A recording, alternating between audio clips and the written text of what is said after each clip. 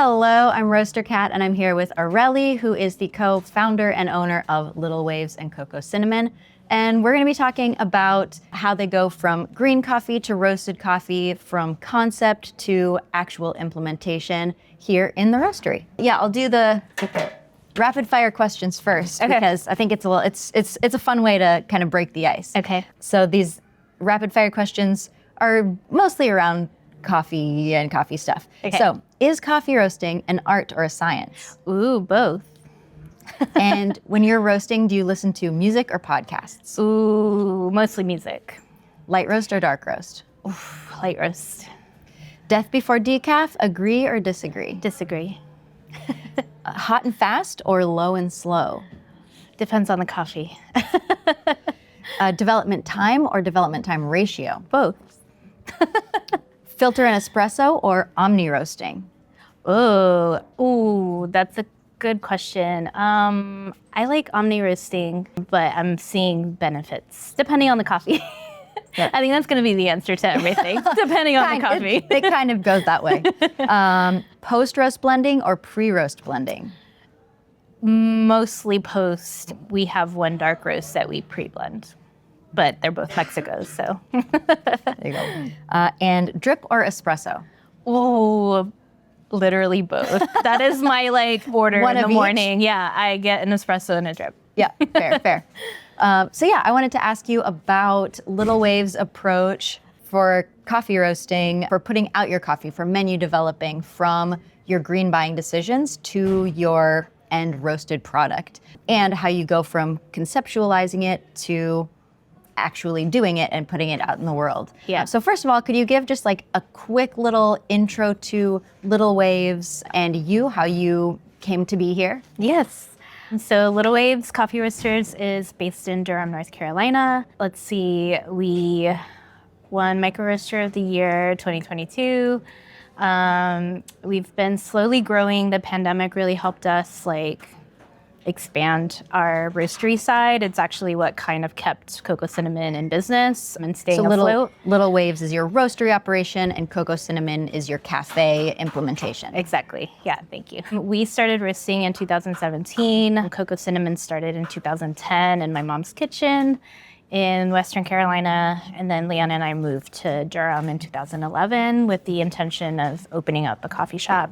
And yeah, little by little, we cobbled things together. We started as a bike in Durham, and then slowly but surely, we always knew we wanted to eventually roast. Leon had some roasting experience already, and when we first started on the bike, we were a multi-roaster company, and that was always something that excited us in terms of just being able to taste coffee roasted by various different roasters, and having that tasting experience, I think, is what really excites us, period. And so thinking about fast forward to roasting, we wanted to keep that experience alive.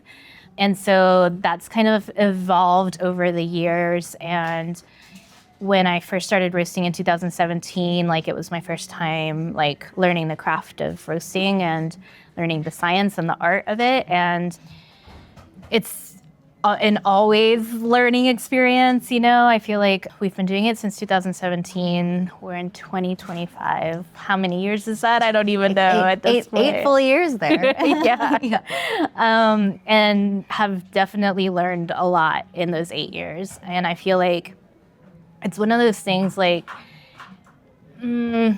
when you don't really have the experience. Leon had the experience, so I had a lot of support in that regard. But And Leon is my partner in crime, in life, in business, and in yeah. love. Yes, in all things. And yeah, so he had the experience. He started our program off knowing that I would eventually take it over. I took some courses at Expo when that was still happening. But really, it's the hands-on, right? The hands-on that really teaches you the lessons that you need to learn along the way. Also, reading books and, colleagues and going to some of the Roaster Guild retreats have really helped get us to where we are right now.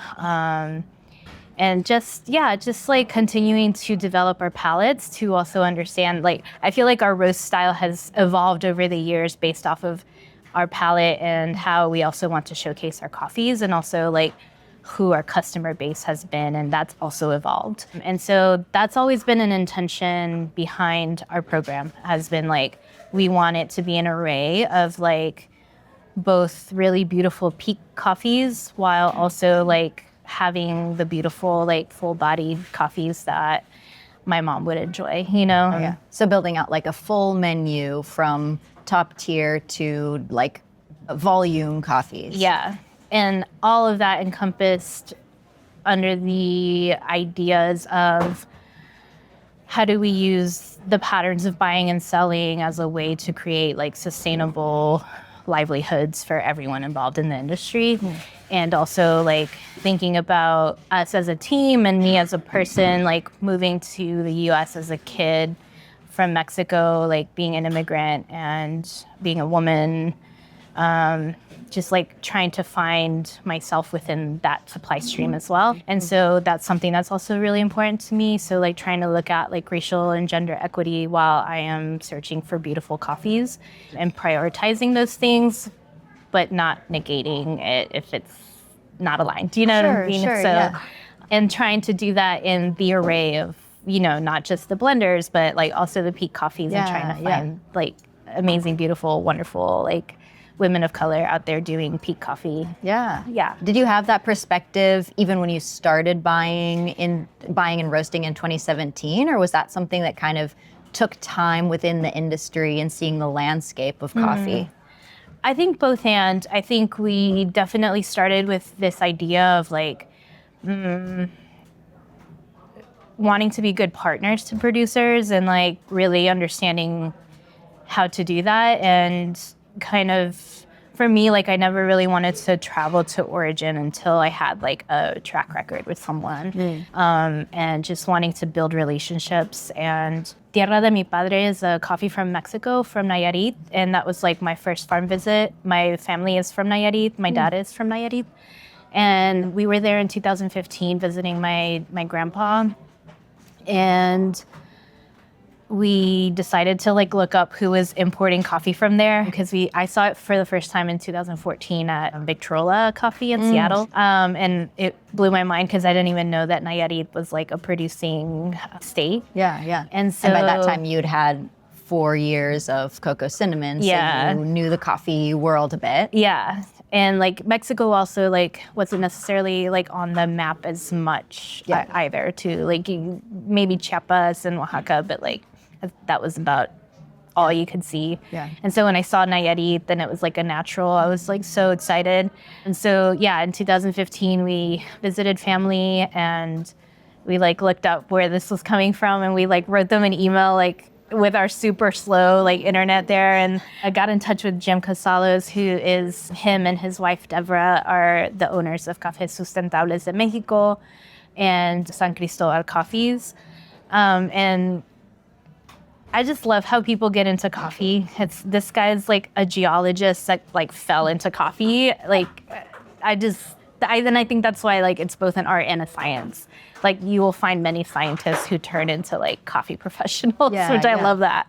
So Jim like kind of started building relationships in Nayarit and like started trying to promote the market of specialty coffee in Nayarit. And it was like, I think at that time when we reached out to him, like he was still like in that process of like building those relationships and like building that trust with the community and the producers. And I think that year they were having a really hard harvest. Like it had rained extra and like a lot of the cherries were punctured. And, you know, having that conversation with him and like him just like opening the doors to us, like opened both of our eyes, mine and Leon's, about like how to source.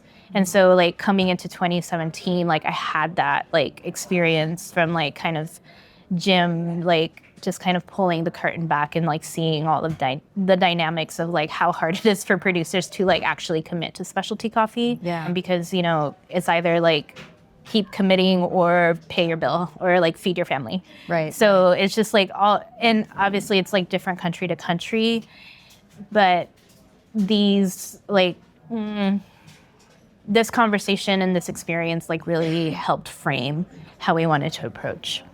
Obviously, it's been a learning experience because you learn along the way. And I think at first I was like a little hesitant to go straight into like just geshes only, like I was like, I really wanted to create a menu that spoke to our customers and that was approachable. And it's been a really fun ride. Yeah, that's amazing that you knew a bit about sourcing before you started doing it, but you wanted that backstory first. So how then did you start going from like having that experience, learning about sourcing from someone in a producing country on a farm to then like cupping on a table and then picking what coffees to bring in? Yeah, I think that was also an evolution of like starting off like, I think it was like building our blends, and then like based off of building our blends, what coffees did we want to bring in to create those blends and like consistently have those on. And when we first started, we were just buying spot coffees because we were still like getting our feet wet and like trying to learn like what coffees actually like fit our style and like what coffees we wanted to work with. So I think it was a little bit of that. It was like building our menu, like what do we see? Like, and this was also kind of like looking at like some of the coffee companies that we admired that we would bring in when we were a multi-roaster cafe. And just like, kind of like going to the memory bank of like what coffees really stood out when we were doing that and serving those coffees from other roasters. And so some of it it mostly started there, and then it started evolving into like, all right, now that I've gotten my feet wet, like now how do I start implementing some of these like more intentional purchases? And like this year, for instance, 2024, it's crazy because we actually had the conversation in 2023 for 2024. We're now in 2025. In 2023, I started having a conversation with Rosalba. So we were sourcing a lot of our like blender Mexicos from Caravella. And, they were right down the road. So that was really fun to like be able to go cup with them. And that's also like, that had a huge impact on like us being able to like start sourcing really great coffees from the beginning. And that was also fun because I went straight into that cupping with James Gibbs when Caravella like used to be in Chapel Hill. They had their like cupping offices there. And I went in there like with this idea that like Guatemalan coffees were like maybe too tart or too acidic for me. And I was like, nah, no Guatemalas. And then like all the coffees I liked were Guatemalas. I was like, okay, so this is a testament to roasting. And like, light roast versus medium versus whatever. And so that like quickly like kind of like threw water in my face of like, cool, like I love when coffee proves me wrong and when I'm like, told to shut up by coffee. So yeah, I feel like all of that like has helped us go from the concepts of menu building to then implementing that. But back to Rosalba, Caravella, we were sourcing a lot of our blenders from there, from Oaxaca and Chiapas. And so I had been sourcing coffee from Rosalba, Mayan Harvest. They're from Chiapas as well. And she does like, you know her. But for those who don't know her, she does both the exporting and the importing, which is amazing. And she supports her family, she supports the community. And then she also so they have the Cifuentes family like lots, and then they have the women's lots, and then they have the Pueblo lots, which to me like that's just really amazing and cool that she's been like going hard on the floor, like trying to promote her community and like also like backing it up with quality. And so I wanted to keep fostering that relationship. And, we started off with like maybe 10 bags of the women's lot first through Royal. And then when I realized that she was also like importing the coffee, like then I started shifting my money towards just her. And then eventually I was like, it makes sense to like not just get the women's lot, but like also our blender from you. And so like we've been slowly shifting that. And these are the types of like decisions that take time because we're building those relationships, but those are the types of like, I guess, concept to implementation that I feel like, and it's slow work because you're creating those relationships and you want to make sure that both you and your partner are able to provide that consistency, right? So it's like I want to partnership. Yeah, exactly. Yeah. Like I want to prove to them that like I'm here, I'm sticking to my word, and also like both and right, like that they can also like can create that consistency as well. And have open dialogue when maybe quality might suffer for whatever reason, and like. Because I think that's a really important thing is that like I think we forget that coffee is a fruit and a plant and it's product. Yeah, it's for sure. in nature, and yes, there will be like, you know, I don't know, like when coffee beans are perfect and like somebody complains about it, I'm like, what are you talking about? Like it could be so much worse.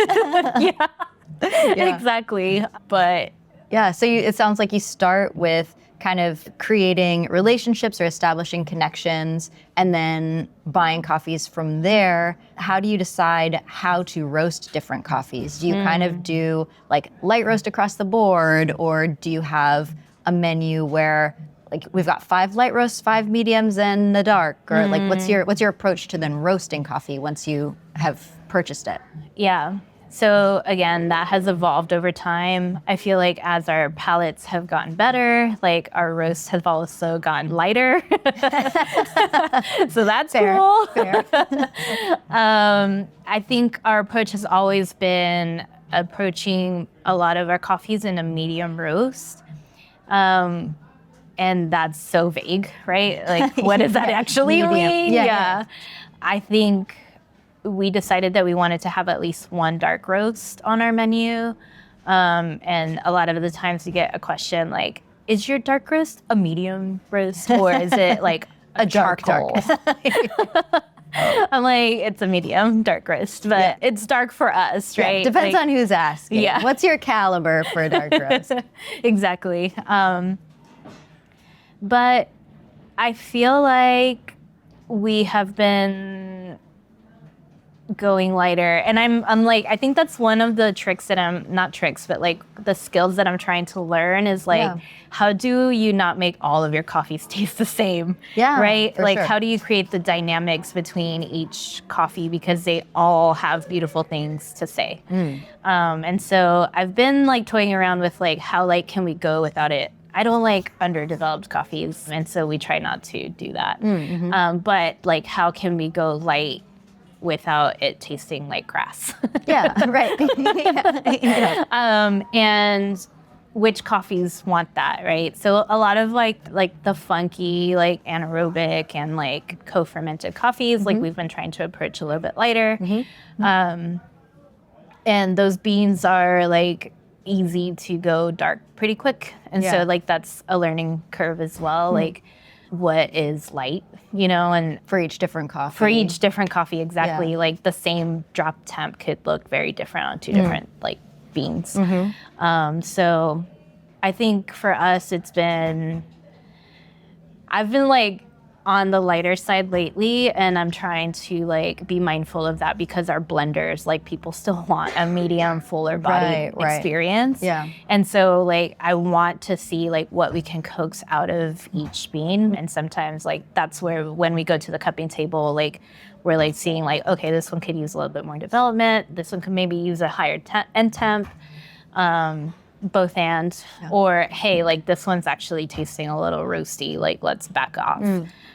So that's always fun to like, and even like when you like dial in a profile and then like midway through your like the amount of coffee that you have, you're like, actually I want to start roasting this differently. Then like you roast it differently. And some of that is also like, you know, the longer you have it, like age starts to show up.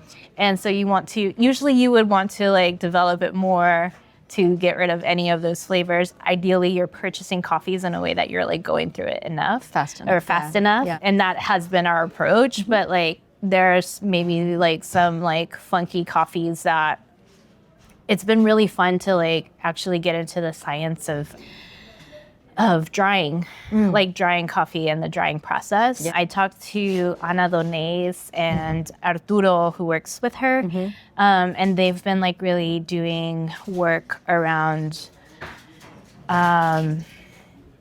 getting the coffee like midway through the drying process, like into a refrigerator to kind of slow down the like, basically it's like stressed out, right? Like the coffee's like, I'm dying. And so it's like, so it's like creating like the stress inside of the cell.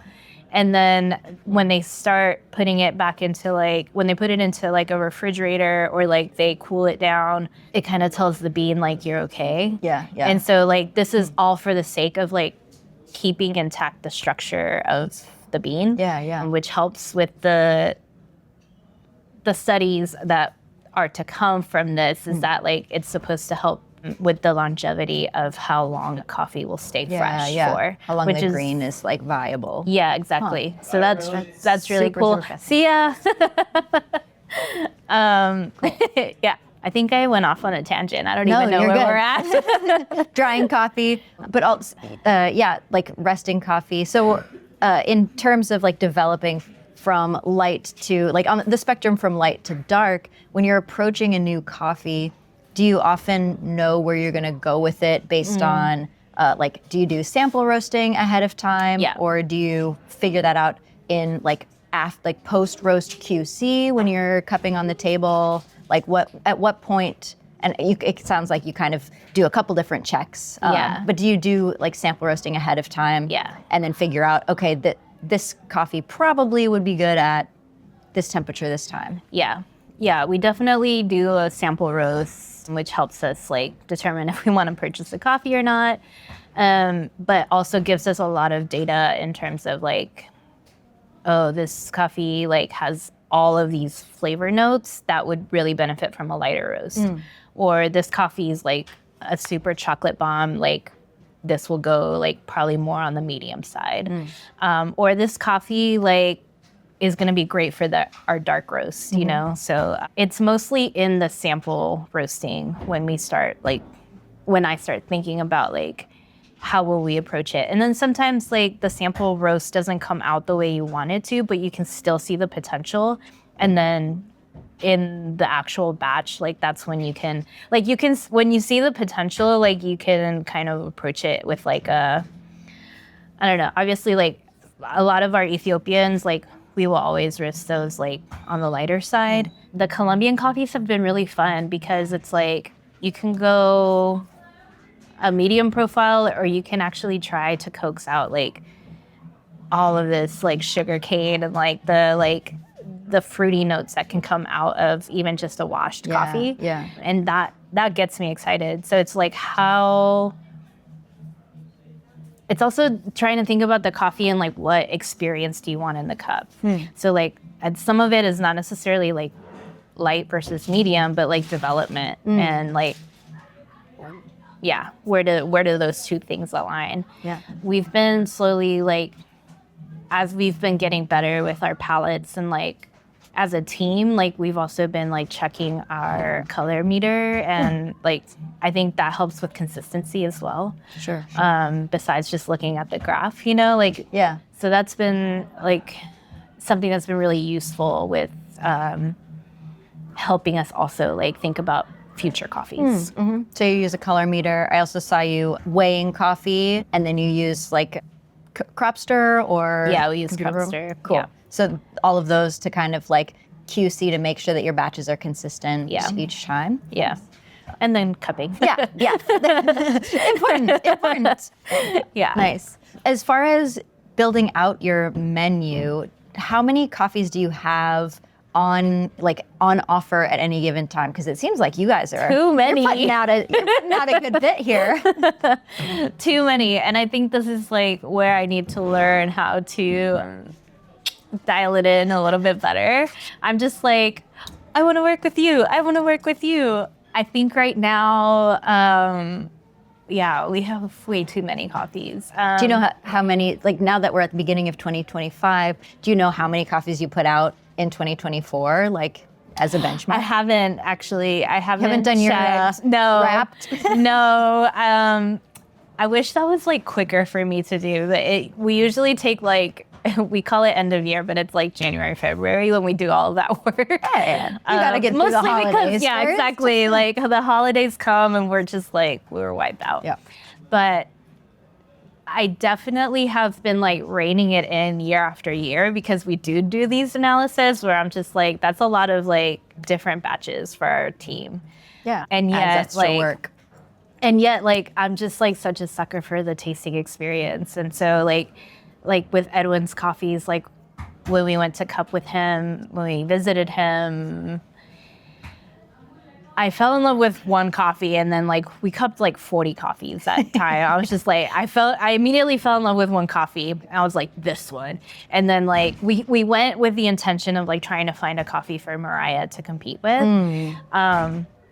I was like, this is the one. And then like another coffee got on the table. I was like, damn it, this one's the one. And then like, as we were having conversations, I was like, damn, it would be so cool to like, think about like what he's doing. Like he's been nicknamed the alchemist, which I feel like is very spot on. Like he does such a beautiful job with like, yeah, Tinkering like with things. tinkering with like the fermentation and like using the mosto and like, even down to the science of like how much to add and how much yeast to add and like even the drying process, right? So he's like really dialed it in, which he said like took a lot of time and a lot of mistakes to like learn. But I feel like what I experienced at his farm was that I was like, okay, one, he's like using Castillo, which is really cool, like to take a coffee that may not necessarily be the highest scoring coffee, but then like implements all of this like science and like food fermentation to it and ups the tasting experience and the cup score. Yeah, yeah. And I think for me, what was really interesting was like thinking about Castillo and creating like a box set out of that. And so hence we have like 4 different Edwins on our menu. I'm like, Edwin, I could have just a box set. yeah, like I could have just Yeah. chosen one, but of course I didn't. But it's little things like that like back to like the Rosalba story, like similar things. I've been like trying to enhance my relationship with Forest as well. So like a lot of their like, I really appreciate the work that they do with the community lots. And so I've been like implementing some of their coffees for some of those blenders and also just trying to like, those blenders I feel like are also coffees that like people want to drink on a daily basis. Yeah. So talking about blenders, do you have a different approach or how do you go about building out a blend that's not just like, oh, we have a whole bunch of this and a whole bunch of that and we need to get rid of them, let's blend them together? How do you go about intentionally curating a blend for its own flavor experience? Yeah, that's the key, right? It's like Amor Prohibido is like our most popular blend, and that one is like mostly all American coffees. And so trying to keep that profile the same year after year is really important. And it's Colombian, Mexico, and either Guatemala or Peru, whatever season. Yeah. Does the consistency come from the green buying or from the roasting? I think both. Yeah. But I think green is gonna be the base. Yeah, for sure. Yeah, I think green is the base, and then we do try to like keep the end temp and like the development approach to that similar. I think with blends, I try to have enough development that it's easy to extract as espresso and also as batch brew. Omni-roasting. Yeah. Without taking away like beautiful like florality or acidity that you can get out of like maybe one of the Colombian coffees in that. So Amor Prohibido is like 50% Colombian and then like Mexico and Peru or Guatemala depending on the season. And when we first started, like I was buying coffees that weren't necessarily blender level because I wanted to use them both as like single origin and blending. So You were my buying blends bigger were lots and using. my blends were expensive because of that. But like I also didn't have a lot of room, and I didn't really have enough business to like be able to like buy blenders and exactly and single origin. So I've been like learning more about how to then create more of that, like a profile for a blender that's still like, you know, a tasty cup for somebody who wants more of that like full-bodied experience. Yeah.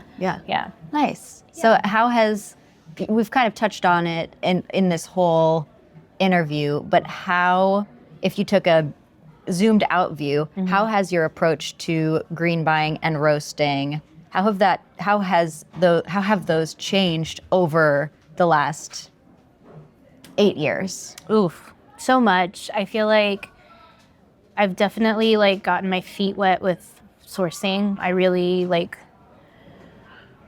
it was really important for me to like really hone that in and learn and like build the relationships that reflected what I wanted out of our program and what I wanted to do with like the impact with our purchasing.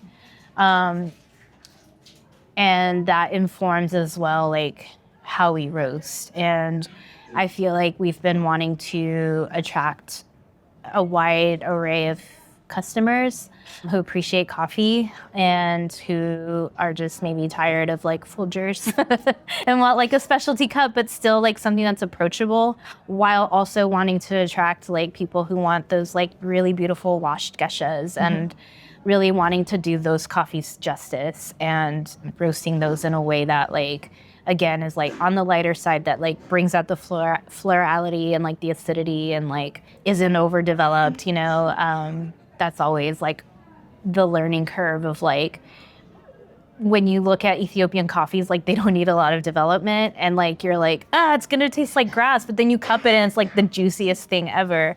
And so like kind of learning to trust that, right? And like also like through sensory, that's always been the fun part, is like the sensory plus looking at the graph and like looking at the numbers, and when those two things align, like it's really satisfying. Putting the graph together with the flavors. Yeah, and like when you're smelling it in the dryer and being like, okay, like it doesn't smell like vinegar anymore, but you know, it doesn't smell like nothing. So or chocolate. So it's like, okay, this is enough. So it's like both, what is it, time, ratio, and sensory. Important. I lost my train of thought. Where were we? No, that's great. Okay, I think we were going like a little bit darker just because in the very beginning, because I think I was like also like learning the loring, and I was also like trying to make sure that like our blends were like extracting in a way that was good for espresso. But like as time has gone by and like my palate has gotten better and I've learned a lot more about like, I don't know, I feel like every year you learn something new with roasting. And people keep publishing really wonderful articles about like the science behind it all. I feel like even coffees are like new coffees, new processing methods. The co-ferments, the Castillo Mosto inoculated stuff, like that wasn't available 5 years ago, 4 years ago, hardly. So that's super cool that you're developing, and like you can see how you're developing yourself along with the time. It's us, and then also like our team's palettes have also developed like and kind of gone more towards like the lighter side.